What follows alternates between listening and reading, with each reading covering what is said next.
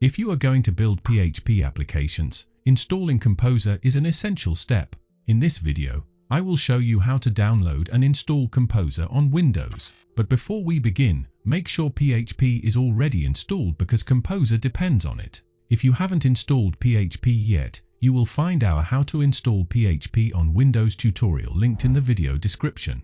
Now, let's begin. So open your preferred web browser, go to the search box, type Composer, then press Enter. From the results, click on the first one from getcomposer.org. Once you're on Composer homepage, look for Download button and click on it. You can install Composer either through command line or by using the installer. So to download the installer, click on the Composer setup.exe link. The installer will now be downloaded to your computer.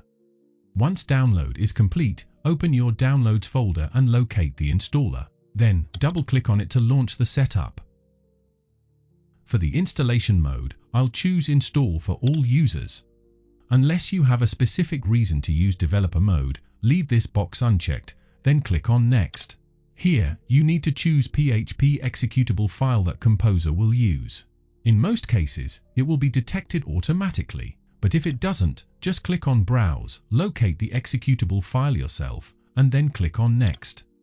If you don't use a proxy server to connect to the internet, simply leave this option unchecked and click on Next.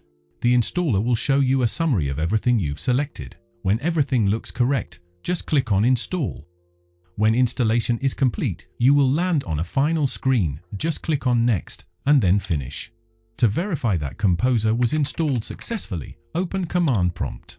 Then type Composer and hit Enter. If you see the list of Composer commands, it means Composer has been successfully installed on your Windows computer. Thank you so much for watching and have a wonderful day.